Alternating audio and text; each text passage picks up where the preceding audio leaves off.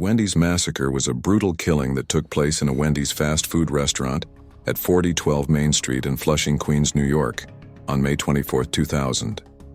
The killings were carried out by 36-year-old John Taylor, a former employee of the restaurant, and his accomplice, Craig Godineaux. The robbery was carefully planned, as Taylor had the manager, whom he knew, of the restaurant summon the entire staff to the basement on the pretense of having a meeting. Once in the basement, Taylor and Godineaux bound and gagged all 7 employees at gunpoint and shot each of them in the head at point-blank range with a Brico Jennings model J38 .380 caliber semi-automatic pistol. All but 2 of the employees died. One of the survivors dialed 911, and police arrived to find the victims and discovered $2,400 missing from the safe. The NYPD arrested Taylor and Godineaux less than 48 hours after the killings.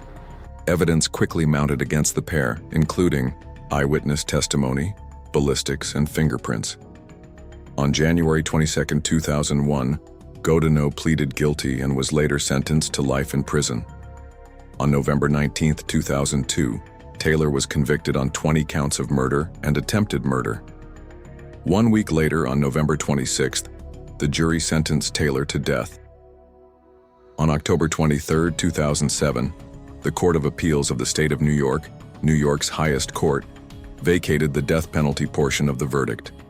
The Queens Prosecutor's Office fought unsuccessfully to have Taylor's case declared an exception to a 2004 appeals court decision that found New York's death penalty law unconstitutional because of a flaw in its mandated instructions to the jury. On November 29, 2007, Taylor was resentenced to life without parole for the 5 murders. As of 2007, he had been the only inmate on New York's death row. The victims are killed in the massacre where Jean-Auguste, 27 Ali Ibadat, 40 Jeremy Mele, 19 Ramon Nazario, 44 Anita Smith, 23 Craig Godineaux, 30 and John Taylor, 36, are accused of entering a Wendy's in Flushing, Queens on May 24, 2000, and ordering 7 employees into a basement freezer. There, they allegedly bound and gagged their victims with duct tape, placed bags over their heads, and then shot them one by one in the head during a robbery. The victims were marched single file into a big freezer box. They were told to get on their knees, and they were each shot by the defendants once in the head, said LaSac Assistant District Attorney Greg LaSac. 2 of the employees survived the attack, in which $3,200 was stolen from the eatery. Police say most of that money was found at Taylor's home. Craig Godineaux told the cops he didn't wear a mask during the robbery that left 5 dead and 2 wounded because nobody was going to be left. The suspect also allegedly told cops that he put a coat on victim Anita Smith to keep her warm in the basement freezer before she was murdered on May 24th. The new information came out in the Queens courtroom of Supreme Court Justice Robert Hanafy, as Godineaux and Taylor were arraigned on 5 murder charges.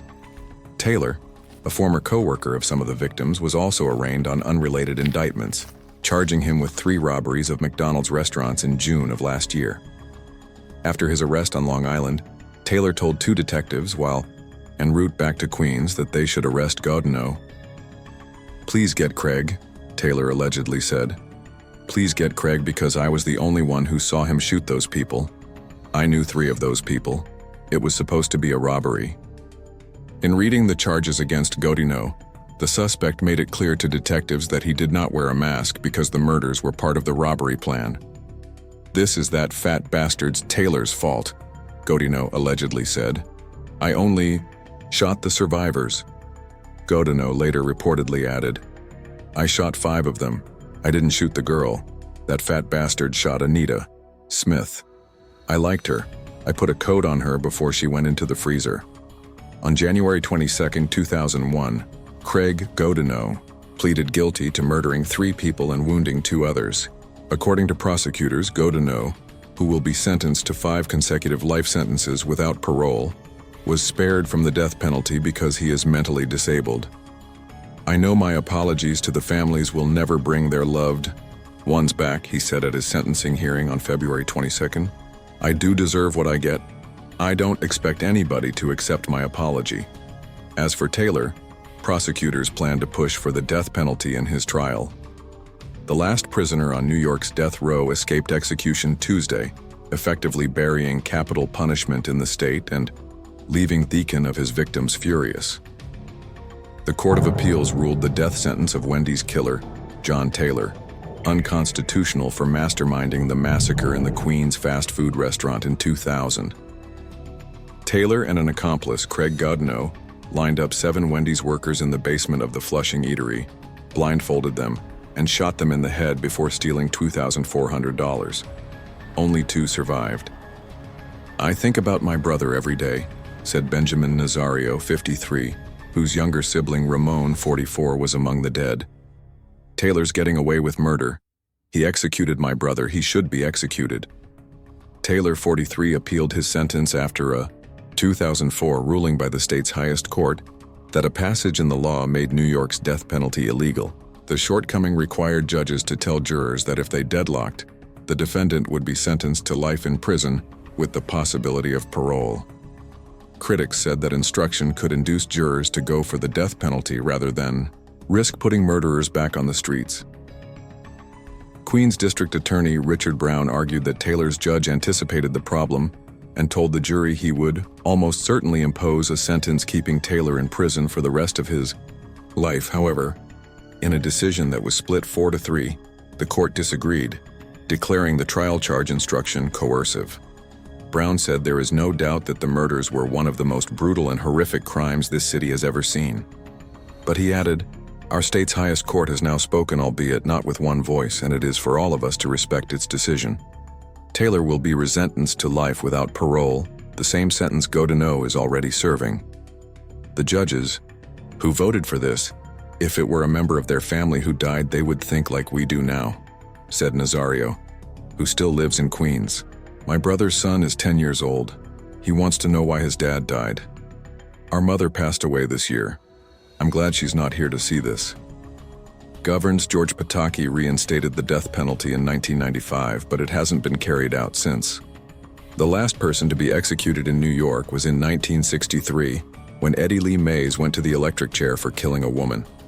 A Queens jury yesterday sentenced the man behind the Wendy's massacre to die for the murders of 5 workers who were bound, gagged, and shot at point-blank range in the restaurant during an armed robbery in 2000.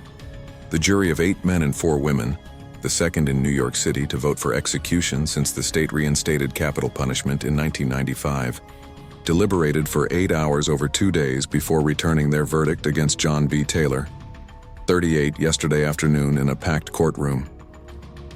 There, relatives of the murder victims, who had formed a grim club of grief and anguish since the killings, on May 24, 2000, wept and hugged one another.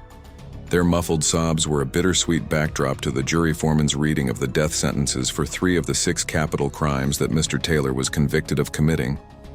He received a death sentence for each of the murders of 2 employees during a robbery, and 1 for intentionally causing the deaths of 5 people during the commission of a single crime. Mr. Taylor was convicted last week by the same jury of killing the 2 workers and then ordering his mentally disabled accomplice to shoot 5 workers, including 2 who survived. But the jury could not agree that the shootings he ordered deserved the death penalty. A unanimous vote is required for a death sentence.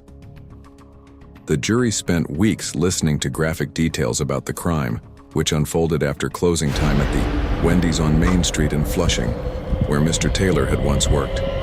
The workers' mouths and eyes were sealed with duct tape, and their heads were covered with plastic garbage bags to prevent the gunman from being splattered with blood, according to testimony during the trial. The victims were herded into a walk-in refrigerator and shot one by one. Mr. Taylor and his accomplice, Craig Godineaux, 32, made off with $2,400 in cash from the day's fast food earnings. The 2 workers who survived the massacre told the jury how they had made it out of the refrigerator alive. One lay dead while surrounded by bloody bodies after being shot in the cheek. The other spat out a bullet that had been fired into the top of his head. Mr. Godineaux, who was not eligible for the death penalty because of his mental retardation, pleaded guilty to his role in the massacre in February 2001, and is serving a life sentence with no chance of parole. Mr. Taylor's sentence will be appealed, as all capital punishment cases automatically are under the law in New York, where the last execution occurred in 1963. He would be executed by lethal injection. On average, nationally, it takes 10 to 12 years for a capital punishment case to move from the sentencing to an execution date, prosecutors said. One of Mr. Taylor's lawyers, John Youngblood of the State Capitol Defender Office, who had pleaded to the jury to spare his client's life, said yesterday, "This case was sad from the beginning," and then added, "In today it got sadder. I don't think this death sentence will do anything to take away from the pain of the families," he said, hurriedly leaving court after the verdict was read. "I think it sends the pain out wider." Mr. Taylor, whose lawyer's efforts to spare his life included emotional testimony from 2 of his 4 children, and an apology by Mr. Taylor to the relatives of his victims for his cruel and brutal acts, will be the only New York City criminal on death row, joining 5 others from across the state. In another case in Brooklyn, the jury voted for capital punishment for Darrell K. Harris, who admitted killing 3 people at a social club in 1996. Still, the sentence was overturned on appeal in July. 2 other Queens juries have considered the death penalty, but voted for life sentences. Mr. Taylor's formal sentencing in the state Supreme Court in Queens is scheduled for January 8th.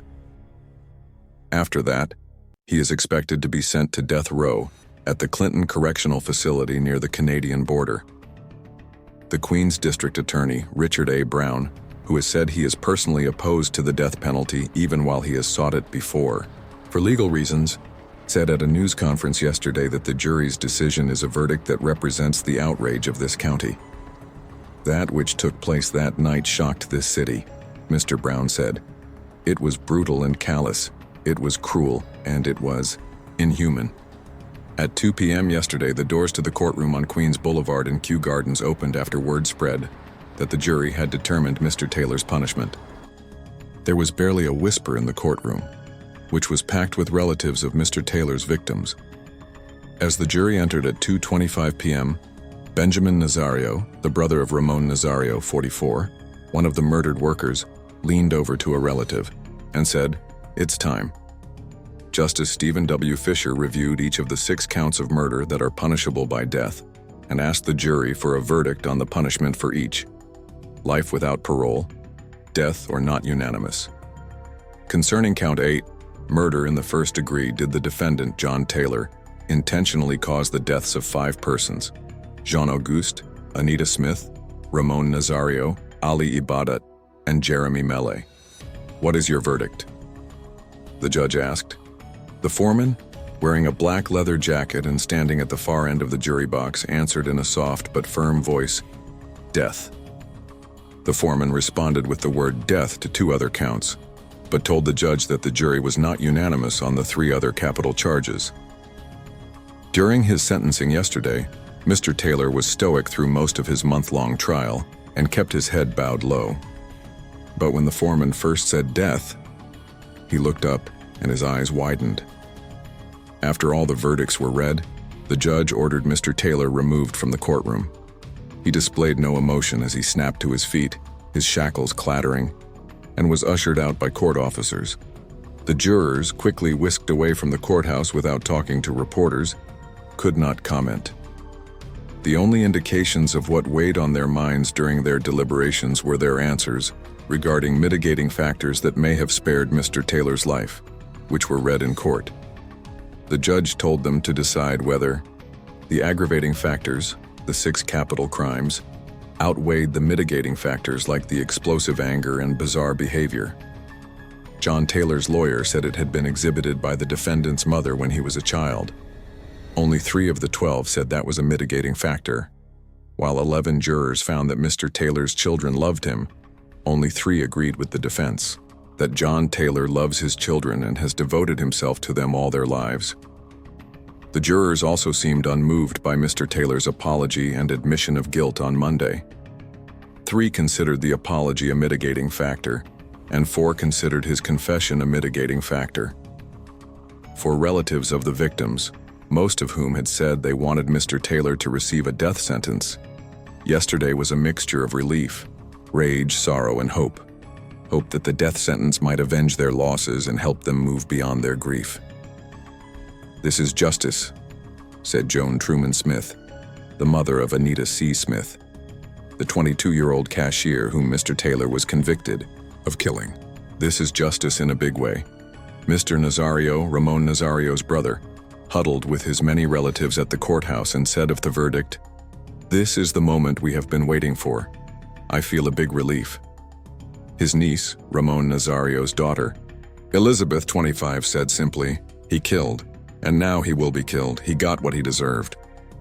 The lawyer for one of the defendants in a massacre that left 5 people dead at a Wendy's restaurant in Queens last spring said yesterday that her client is mentally disabled and therefore cannot be put to death if convicted in the case. Queens District Attorney Richard A. Brown was to decide this week whether to seek the death penalty against Craig Godineaux, 30, and John Taylor, 36, who was charged in the execution-style slayings at a Wendy's in Flushing. But Mr. Brown agreed yesterday to wait another 2 months while prosecutors investigate the claim that Mr. Godineaux is mentally retarded. New York is one of 13 states that has banned the execution of mentally disabled defendants. The decision yesterday in the Wendy's case comes at a time when there is a growing national debate over whether mentally disabled criminals should be put to death in states that allow capital punishment. The 2 men were arraigned in late July, giving Mr.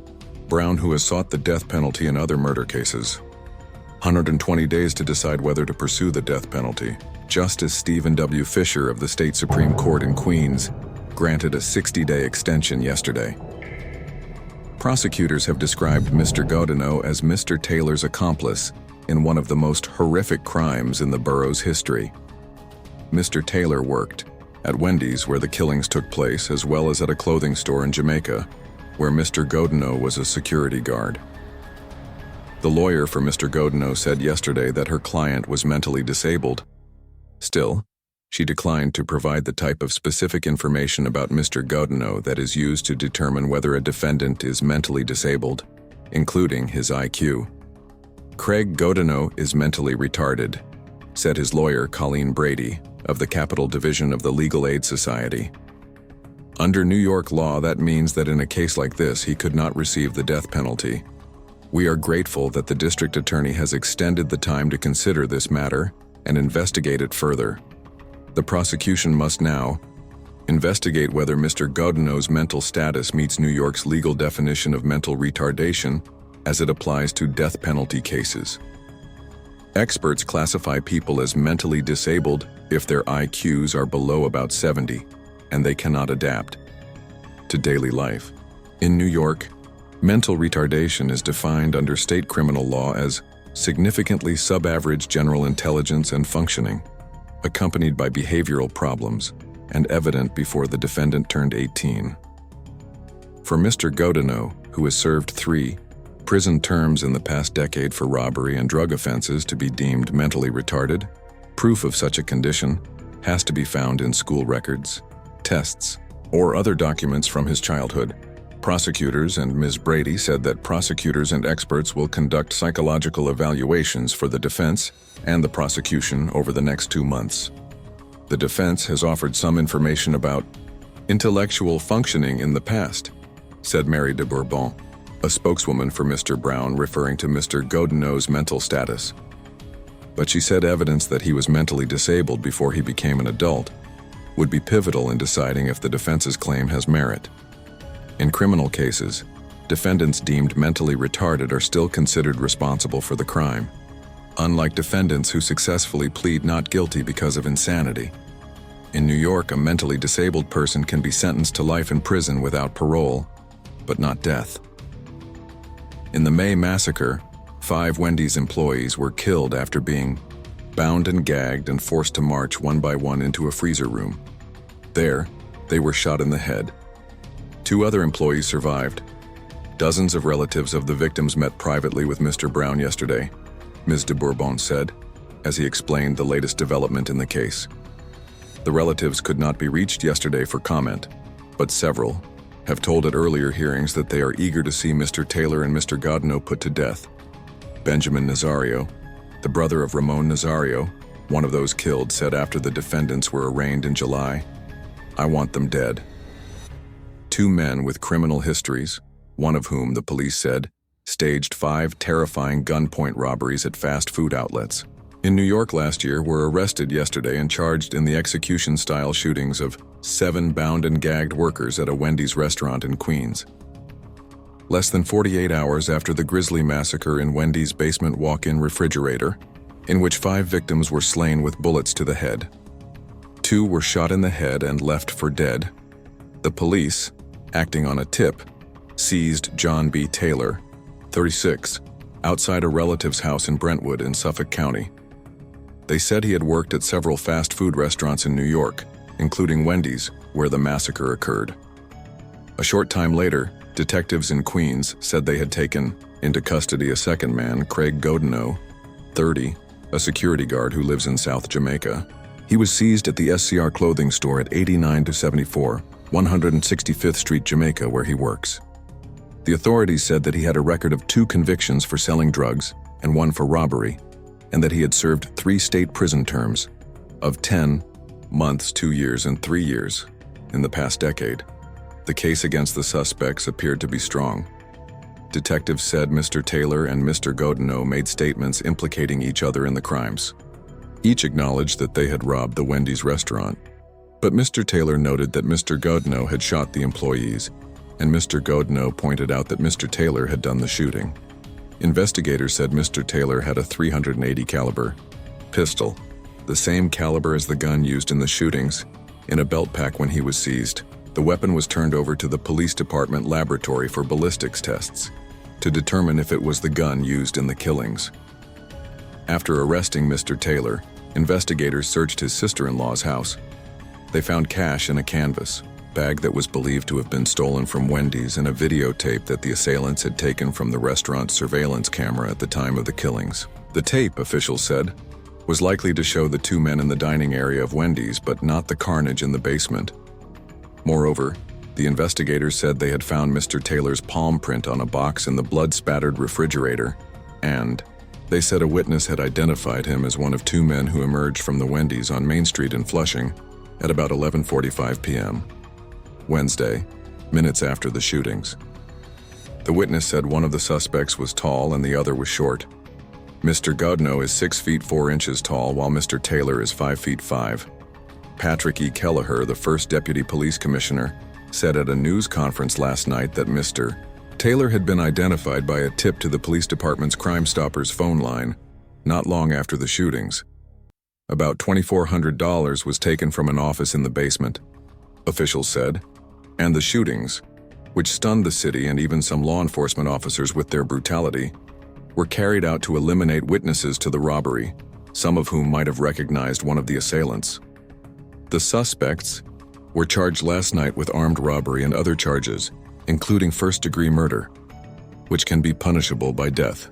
The police said it was unclear whether 1 or 2 men had fired the shots in what appeared to be an inside job, with the assailants aware of the Wendy's operations and layout and the manager's name, which they invoked in a ruse to get in at closing time. Mr. Taylor jumped $3,500 bail in a robbery case last autumn, and yesterday, prosecutors and court administrators disputed the bail amount and the handling of the case by the Queens District Attorney and a criminal court judge.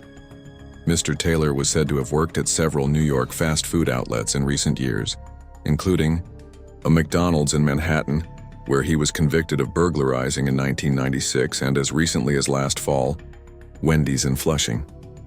The swift arrest came as more than 100 detectives worked around the clock in pursuit of numerous leads in a case that had drawn expressions of shock from city officials, prosecutors, police officials, employees of fast food outlets, and ordinary New Yorkers. Wendy's and Mayor Rudolph W. Giuliani, who had announced rewards totaling $60,000 for information leading to the arrest and conviction of the assailants, said that a relief fund had been established to aid the families of the victims.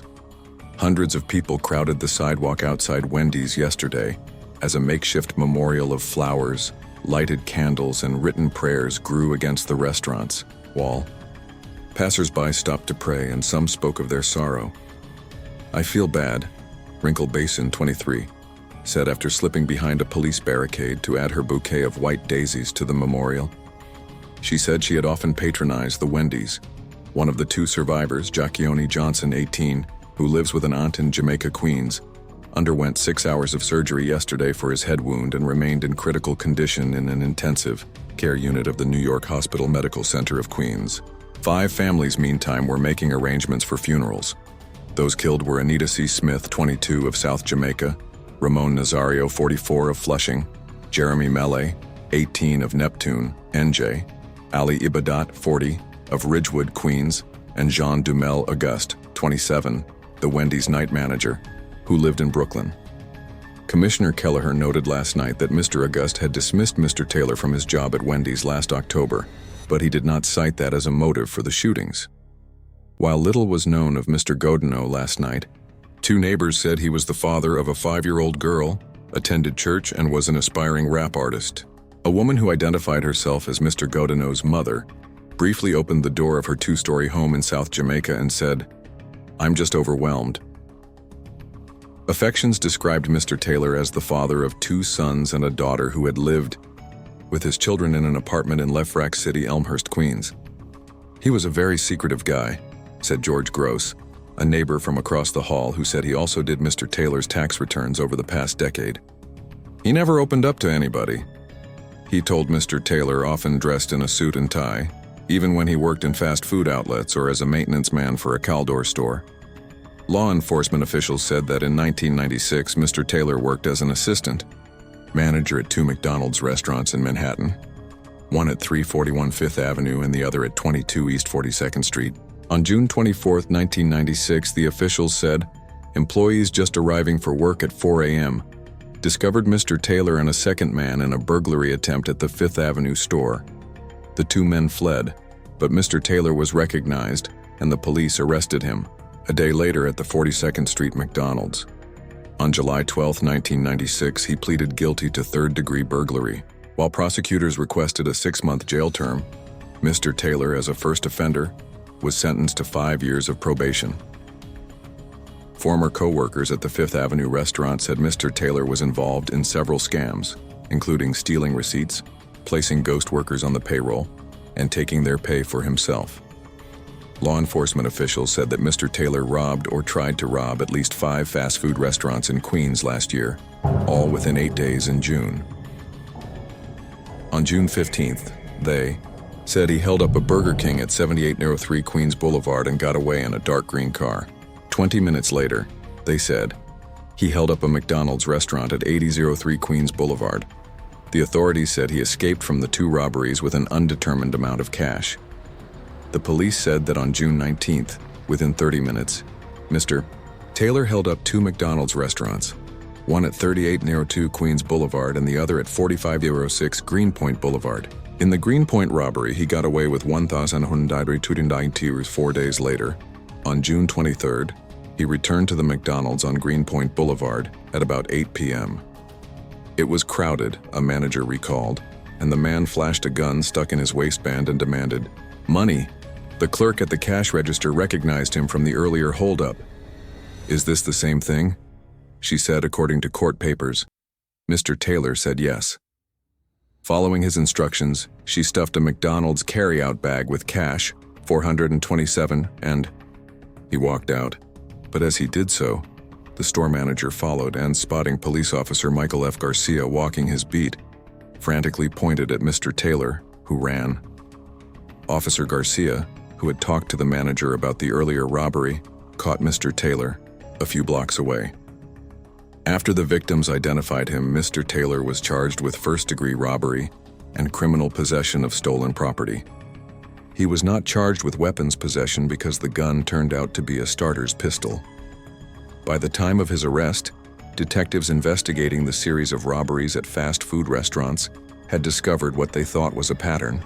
The description of the suspect and his method of operation were the same in each case, and they matched Mr. Taylor to the robbery for which he was arrested.